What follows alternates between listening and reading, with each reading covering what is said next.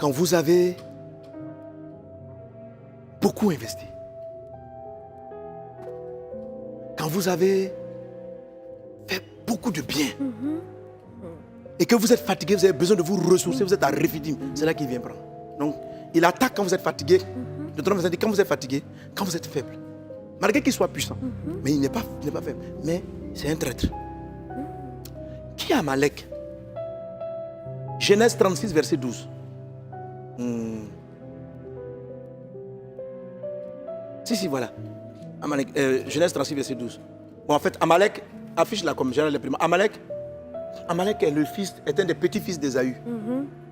Le peuple d'Amalek, petit-fils d'Ésaü, donc ça veut dire fils de Jacob. Ça veut dire qu'Amalek est un descendant d'Abraham. Amalek est un descendant d'Abraham. Abraham a éduqué tous ses enfants à être circoncis, à craindre Dieu et à adorer Dieu. Mais la postérité que Dieu a choisie, c'est Isaac. Mais Isaac a enfanté Ésaü et Jacob. La descendance est partie sur Jacob, et c'est Ésaü qui est là. Ésaü avait, donc en tant que tel, Abraham, Amalek, connaît Dieu, connaît l'Éternel, prie l'Éternel, mais n'a pas la crainte de l'Éternel. Amalek, la Bible dit qu'Amalek descend d'Ésaü. Qui est Ésaü? Hébreux chapitre 12, verset 16. La Bible dit qu'Ésaü était un profane. Ésaü était profane. Donc, c'est qui Amalek? Amalek, c'est quelqu'un qui tue le sacré. Le profane, c'est quelqu'un qui banalise le sacré. Autrement dit, qui amène le péché, sournoisement, qui chasse les gens autour de toi, qui vide tes forces, qui souille l'église. C'est un profane. Donc, pendant que vous êtes zélé, vous partez évangéliser, il y a un de mes fils qui est venu me voir. Il dit, papa, je ne comprends pas, je venais à la croisade d'évangélisation. Mais après ça, quand on est revenu, on était fatigué. On ne voulait plus sortir pour aller évangéliser. Je dis, mais qu'est-ce qui s'est passé? Normalement, vous auriez dû être loin. Il dit, non, ils sont partis, ils étaient fatigués. Maintenant, plus tard, Dieu m'explique qu'ils étaient fatigués. Amalek les attaquait. Et Amalek est venu, il attaque les plus faibles. Si vous ne trouvez pas d'Amalek, votre vie spirituelle va. Et il envoie le monde. Il prend vos enfants, il vous tue. Après, il brûle. Bon, il y a beaucoup d'autres choses. Bref, il fait beaucoup d'autres choses. L'esprit du monde. Le profane, c'est quoi? C'est le monde dans l'église. Dernièrement, il y a un frère qui m'a parlé. Je demande pardon. Je me répands. Parce que je bénis Dieu pour la conférence, c'est Pentecôte. Je me bénis pour la conférence, c'est Pentecôte. Mais vous savez, vous allez voir que dans la vie spirituelle, en fait, il ne faut pas avoir peur de faire des erreurs, de se relever puis de bien faire. Amen. Voilà, moi je n'ai pas peur de ça. Mais c'était extraordinaire ce Pentecôte. C'était glorieux. Est-ce que je dois dire ça? Non, il faut laisser. Non, parce qu'il y a des choses qui sont passées qui n'étaient pas bien. Ok, moi je n'ai pas vu. Amen. Et puis, donc il y a un frère qui m'écrit, qui dit, pas vraiment. Pendant le temps là, vraiment c'est quand tu arrivais, il y a des choses qui s'arrêtaient, mais ça nous distrait, on n'arrive pas à bien worship. Je dis, qu'est-ce qui s'est passé? Puis il m'a décrit quelque chose. Bon, si vous ne savez pas, ce n'est pas grave. Quand il a fini de décrire, donc le matin, j'ai parlé à sa maman Lili. J'ai dit, mais ça, c'est Amalek. C'est-à-dire que où on vient m'y adorer, il y a des choses charnelles qui viennent dans le dos des gens. Pendant qu'on a prié pour consacrer le moment, mais par la grâce de Dieu, on a pu se rattraper. On a adoré, c'était bien. Mais même quand vous êtes à l'église et que vous aimez Dieu, que vous voulez partir, faites attention. La Bible dit, le passage que tu continues, Deutéronome 25, il dit, même quand tu vas rentrer dans la terre promise, il faut te souvenir d'Amalek. Et il faut le détruire. Il y aura guerre tout le temps. Que Dieu te délivre de la puissance d'Amalek. C'est affaiblisseur spirituel. Yes. Quand tu es fatigué, vous avez que l'apôtre Paul dit en Éphésiens chapitre 6, je crois, verset 13. Il dit ceci. C'est pourquoi prenez toutes les armes de Dieu afin de tenir ferme après avoir tout surmonté. Vous comprenez ça? Yes. L'apôtre Paul dit, il faut tenir ferme. Tu as tout surmonté, mais quand tu as fini là, où tu dis, hey, enfin, je suis marié. Donc, toutes les soeurs et les frères qui disent, hey, je suis marié, puis après, vous ne les voyez plus au culte là. Ils ont été amalecisés. Amalek. Délivré d'Amalek au nom de Jésus. Amen. Bref, il y a beaucoup de choses à dire sur Amalek, mais je vais m'arrêter là.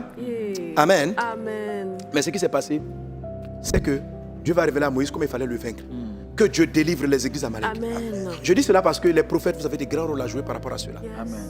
Alléluia. Amen. Pour le discernement, pour la révélation des faiblesses. Parce que lorsqu'Amalek arrive, c'est sournois, l'église s'affaiblit, le charnel rentre, la mondanité rentre, des choses profanes rentrent, pendant que vous êtes sur le terrain, gagnant les âmes, cherchant la sainteté. Un homme de Dieu doit faire attention. Amalek, c'est lui qui amène le monde. J'ai vu beaucoup de prophètes choisis de Dieu, à un moment donné, la convoitise des yeux, les jeux, la plaisanterie, des trucs sont rentrés dans leur ministère et ont pollué les ministères. Ils ont été vaincus par Amalek. Vaincus par Amalek, affaiblis par Amalek, détruits par Amalek. David, grand triomphateur, un jour il est fatigué, il reste pendant que les gens vont en guerre et puis il commet l'adultère, il fait tuerie. Victime de quoi? Amalek. Amalek. Amalek. Que Dieu te délivre, que les consacrés soient délivrés de cet esprit qui était en Ésaü. Parce qu'il a dit, lorsque Jacob a béni Ésaü, il a dit ceci: j'ai donné le pouvoir à ton frère. Mais il dit, en bougeant ça et là, tu briseras son joug de dessus toi. Donc Amalek, qui descend d'Ésaü, a les caractéristiques de son père Ésaü, en étant capable de briser le joug, c'est-à-dire de s'échapper et de contrarier Jacob, Israël. Mais dans le nom de Jésus-Christ, je viens prophétiser par l'Esprit l'affaiblissement spirituel qui rentre dans les églises, la mort spirituelle. Amalek, c'est la mort spirituelle. Le profane qui rentre de manière sournoise dans la maison de Dieu, dans l'église, qui affaiblit l'église, qui amène les mondanités dans la maison de Dieu. Nous refusons cela dans le nom de Jésus. En ce temps de la fin, Dieu veut des hommes et des femmes consacrés, des hommes qui ne courent pas après le monde. Amalek amène les hommes à tomber dans l'impudicité, dans la débauche, dans la dépravation. Il amène des consacrés, des gens qui vont servir Dieu à se déconsacrer, à s'éloigner de Dieu, à s'affaiblir. Après de grands exploits, après de grandes croisades, après avoir prié pour les malades, après avoir été des instruments entre les mains de Dieu. Combien de serviteurs de Dieu dépriment? Je connais beaucoup de pasteurs qui dépriment après avoir prêché. Dieu les a utilisés, mais lorsqu'ils arrivent à la maison, leur maison est amalecisée, leur femme a changé, elle a un caractère bizarre, ils ne savent pas, des hommes de Dieu sont contrariés. Le révérend Benny Hinn l'a signifié. Quand vous voyez sa vie, c'est un témoignage qu'il a connu. Vous savez les combats qu'il a connus familialement, pendant qu'il était en train d'exercer, que les dons spirituels étaient sur lui, délivrant les captifs. Sa maison même était combattue. Sa maison était combattue. C'est Amalek. Des pasteurs consacrés, des hommes de Dieu, pendant que leurs conjoints, leurs enfants sont victimes. Quand Amalek arrive, il attaque les plus faibles. Pendant que tu sers Dieu à l'église, tu rentres, tes enfants tombent malades, l'un après l'autre, l'un après l'autre. Quand vous lisez encore Amalek, une des caractéristiques d'Amalek, en 1 Samuel chapitre 30, la Bible dit, le peuple a été rempli d'angoisse. Quand Amalek attaque, la tristesse, l'angoisse, la Bible dit, ils ont pleuré toute la nuit. Et à un moment donné, le peuple a pris des cailloux, il voulait lapider Moïse. Lorsque Amalek travaille, même le leader, les gens commencent à le remettre en cause. Parce que les gens sont déprimés. Parce qu'Amalek a pris les choses qui leur tenaient à cœur. Amalek vous détruit de l'intérieur. Amalek vous affaiblit. Amalek fait que quelle que soit votre onction et votre ministère, si vous n'avez pas traité avec Amalek, vous allez être fragilisé dans l'exercice de votre ministère. La consécration à Dieu, le miroir et tout ce dont je vais te parler vont t'aider.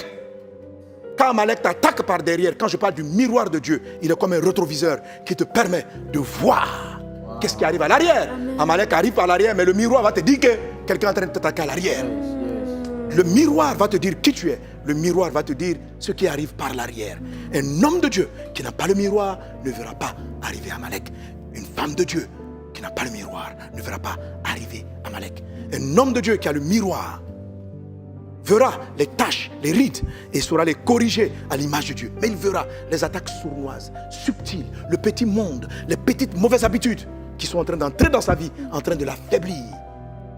Dans le nom de Jésus de Nazareth, que la consécration que Moïse a manifestée vous aide à triompher l'Amalek. Alors, qu'est-ce que Moïse va faire? Moïse monte sur la montagne, garde les deux bras levés, il garde. Ça, c'est une posture de prière, c'est une posture d'abandon entre les mains de Dieu. Amen. Alléluia. Amen. C'est la consécration. Maintenant, lorsqu'il a affaibli, c'est là qu'on voit ce que l'onction va faire. Aaron prend un bras, Hur prend un bras. Qui est Hur? Hur est un fils de Juda, un descendant de Juda. Il est de la famille de Juda. Hur, selon le livre de Nombre, est le grand-père de Bethsalel, le jeune Ouin qui a construit le tabernacle. Donc Hur, quand vous lisez Exode 24, 14, Hur et Aaron sont les deux lieutenants de Moïse. Lorsque Moïse est monté sur la montagne, il a confié le peuple, Exode 24, 14, à Aaron et à Hur. Dieu nous explique des choses spirituelles. Amen. Aaron, c'est la prêtrise. Il a pris un bras. Alors le bras, je ne sais pas c'est quel bras, la Bible ne précise pas. Si Aaron a pris le bras droit, ça veut dire que pour vaincre Amalek, le bras tenu par Aaron, il faut que le bras de la sacrificature reste debout. Amen. Qui était Aaron, souverain sacrificateur? Celui qui entrait et qui partait voir la face de Dieu. Qui quittait le monde, le parvis qui le traversait et qui allait voir la face de Dieu. Exode 38, verset 8. Lorsqu'il arrive devant la cuve des reins, Exode 38, 8, la cuve des reins était miroir. La cuve des reins était miroir. Du bronze où on avait mis de l'eau. Il devait se mirer avant d'entrer dans le lieu saint et le lieu très saint. Donc, ce bras tenu par Aaron, c'est le bras de la sacrificature. Le bras tenu par Hur, c'est le bras du ministère. C'est-à-dire la gestion du peuple. Hur était le chef administratif. C'est lui qui coordonnait. Donc c'est de Juda. C'est de Juda que sort la gouvernance. La Bible dit, Genèse 49, verset 10, le sceptre de le gouvernement de la royauté ne s'éloignera pas de Juda. Donc les Judas sont les dirigeants. Et leur chef, du temps de Moïse, c'était Hur. C'était lui le chef. Donc c'est lui les administrations. Comment on fait? Ça c'est le côté du ministère. Hur était consacré à la gestion, l'œuvre, le ministère, comment on s'organise, comment on structure les choses. C'est de la gestion. Hur, c'est la gestion de la famille, des frères, des enfants. C'est la gestion de l'humain. C'est la grâce de Dieu pour eux. Comment est-ce qu'on repartit les biens? Comment est-ce qu'on s'occupe des gens? Ça c'est Hur. Comment est-ce qu'on intime? On devient intime de Dieu, c'est Aaron. Les deux bras devaient rester levés pour que Amalek soit vaincu. Si un bras tombait, si le bras de ta prêtrise, ta consécration comme sacrificateur tombe, Amalek va prendre le dessus. Ton ministère va mourir, va s'éteindre. Si tu ne vois plus Dieu, si tu ne cherches plus Dieu, si tu ne rentres pas devant sa face, si tu ne laisses pas le miroir te juger, regarder ton cœur, tes pensées, tes mobiles, comment vous allez être sauvé pour avoir des dons puissants? Chaque fois que tu finis de prêcher, chaque fois que tu finis d'utiliser, rentre devant la parole de Dieu. Ne cherche pas devant la Bible ton prochain message, mais demande à Dieu de te juger. Qui est le miroir? Le miroir, quelqu'un qui vient devant le miroir, c'est cette habitude spirituelle que vous avez en lisant la Bible, de demander à la Bible de vous juger. Ne voyez pas dans les Écritures le moyen de juger autrui. C'est pourquoi, toi qui passes ton temps à juger les autres, frère, la Bible est d'abord un miroir qui rentre en toi et qui te montre qui tu es. Quels sont tes mobiles? Tu parles pourquoi? Tu parles pourquoi? Les hommes de Dieu qui ont l'habitude de regarder le miroir, il leur est très difficile d'attaquer d'autres personnes. Parce que quand tu te regardes, tu vois tes faiblesses, tu vois tes manquements. Et ça prend beaucoup de temps de se lever et de juger autrui. Tu parleras pour construire, mais tu ne vas pas parler des gens. Parce que la Bible te remet constamment en cause. Il y a plusieurs manières de lire la Bible. Vous pouvez lire les Écritures pour savoir comment prêcher. Vous pouvez lire les Écritures pour savoir comment parler. Mais vous pouvez les lire aussi pour demander à Dieu, montre-moi Christ. Et est-ce que je lui ressemble? Nous tous, qui le visage découvert, contemplons le Seigneur, nous sommes transformés en la même image, de gloire en gloire. Et ça, c'est le rôle de la sacrificature de Aaron. Le bras à Aaron devait rester droit. Tu dois toujours voir la face de Dieu. Tu dois toujours te mirer. Tu dois toujours demander à Dieu de juger tes messages, ta prédication, ta vie, ton comportement, tes attitudes. Lis la Bible en disant, Seigneur, parle-moi. Ne laisse pas la folie prendre mon âme. Ne laisse pas le mensonge me séduire moi-même. Je te supplie, ne me laisse pas. Ne me laisse pas. Ne me laisse pas. Ne laisse jamais la folie m'atteindre. Vous pouvez penser faire du bien. Voilà, moi je suis bien. Tout le monde se juge bien. Demande à la Bible de te juger. Demande à Dieu de te dire ce qu'il pense de toi. Demande à Dieu. Il dit, nous tous qui le visage découvert, contemplons le Seigneur Jésus comme dans un miroir. Le miroir va te montrer quoi? Le miroir, ce n'est pas la vie de ta voiture. Ce n'est pas les glaces. Ce n'est pas un truc que tu vois de l'autre côté. Quand tu regardes devant un miroir, ça te ramène ta face. Et ça va te montrer où sont les taches ici que tu ne vois pas. S'il n'y a pas de miroir, pour rire un tout petit peu, dans le boost qui sort là, vous allez voir. Je traite tout ce détail. Et puis j'arrive sur le miroir. Il y a une petite histoire. Je ne sais pas si vous allez comprendre un peu le côté drôle. Il y a un monsieur qui va acheter un miroir intelligent. Donc on dit il y a un miroir, il y a IA là-dessus. Que le miroir parle. Donc il va, il débat le miroir, il met ça chez lui à la maison. Et puis il se met devant le miroir le matin. Le miroir dit waouh, vous êtes magnifique, vous êtes charmant, vous êtes bien.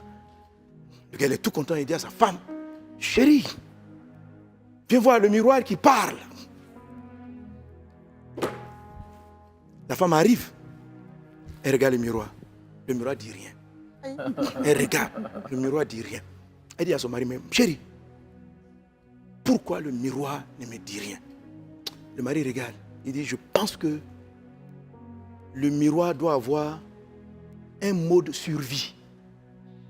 Un mode de survie. Est-ce que vous comprenez?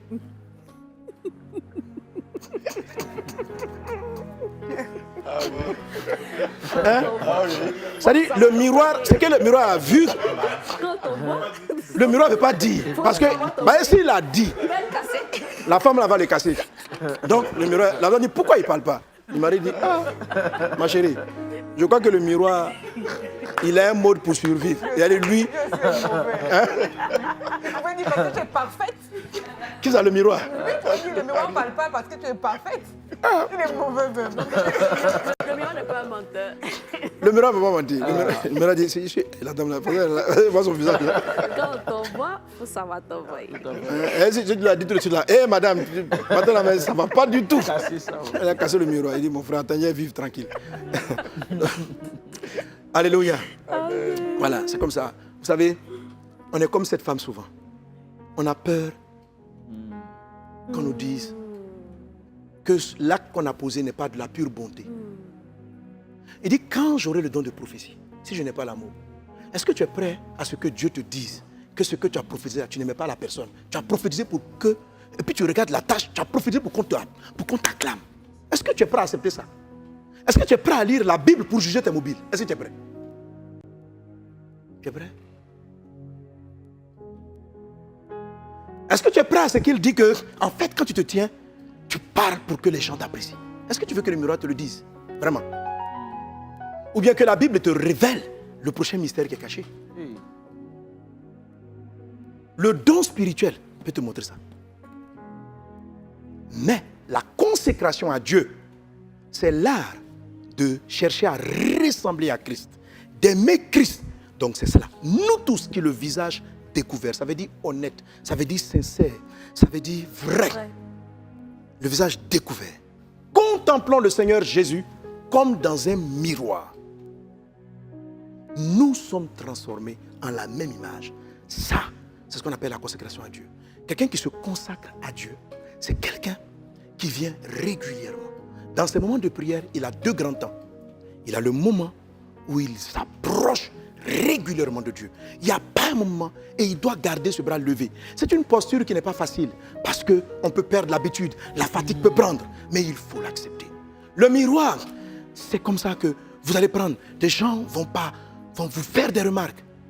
Et en même temps, si tu sens que chaque fois qu'on te fait des remarques sur ta prédication, on te fait une remarque désobligeante, tu es irrité, tu es prêt à te défendre. Tu n'aimes pas le miroir. Tu n'aimes pas le miroir. Tu n'aimes pas le miroir. Tu ne peux pas prendre le temps d'analyser. Il faut de l'humilité pour regarder le miroir. Le miroir de Dieu, quelquefois, il a dit le miroir de Dieu, c'est la parole de Dieu. Dans Jacques, il présente le miroir, dans Pierre, il présente le miroir comme étant la parole de Dieu. Il dit celui qui n'oublie pas la parole de Dieu, il est semblable à un homme qui va se mirer et qui oublie comment il était. C'est-à-dire, il regarde son visage naturel dans le miroir, mais il ne va pas regarder. Parce que le miroir de Dieu, il va toucher ton cœur. Il va toucher tes mobiles. La consécration à Dieu, il dit, ceux qu'il a connus d'avance, il les a prédestinés à être semblables à Christ. Semblables à Christ. Maintenant, comment on devient semblable à Christ? 2 Corinthiens 3, 18. Nous tous qui le visage découvert, contemplons le Seigneur. Nous sommes changés en la même image. La même image, souvent la parole de Dieu, ça sera des remarques des frères, des remarques des personnes. C'est là que tu vas vous parler. Quand tu vas vouloir t'énerver, les gens ne me comprennent pas. Personne n'est même, personne n'est même. Tu parles toujours. Reste calme. Reste calme. Dis Seigneur, pourquoi tout le monde me rejette? Pourquoi je n'arrive pas à rester avec les autres? Celui qui ne regarde pas le miroir, je n'arrive pas à regarder les autres parce que les autres sont compliqués. Donc lui, il voit dans un pare-brise. Hey. Ce n'est pas miroir, c'est pare-brise. Miroir, c'est cet esprit. Je viens vers toi. Toi, Jésus, les gens te comprenaient. Moi, on ne me comprend pas. Saint-Esprit, parle-moi. Alors, pour se voir devant le miroir, il ne faut pas. Le miroir ne vient pas pour te détruire. Le miroir ne vient pas pour t'accuser. Le miroir ne vient pas pour t'acculer. Le matin, quand tu te lèves, quand tu t'es maquillé, tu regardes le miroir. Est-ce que c'est pour qu'il t'insulte? Il ne va pas t'insulter. Il va te dire que ton rouge à lèvres va déborder. Et puis tu prends, puis tu suis. Donc, quand le miroir vient, c'est pour te transformer. Ce n'est pas pour te juger. C'est un jugement favorable. Ce n'est pas un jugement d'accusation. Ceux qui regardent le miroir s'améliorent. S'améliorent. Et ils s'améliorent jusqu'à où? C'est la consécration à Dieu. Ils poussent les racines pour aller trouver dans le fond de leur cœur Christ le rocher, là où Moïse est assis. La Bible dit Christ en nous, à un moment donné, ce n'est plus toi qui vis. Quand vous allez commencer vous-même à faire cet effort, ce ne sera pas facile, mais il faut venir. Il faut tout en prier. Et puis aussi, maintenant, il y a la consécration pour le ministère. La consécration pour le ministère, c'est quoi? C'est prier pour avoir les dons. C'est prier pour améliorer la qualité des dons.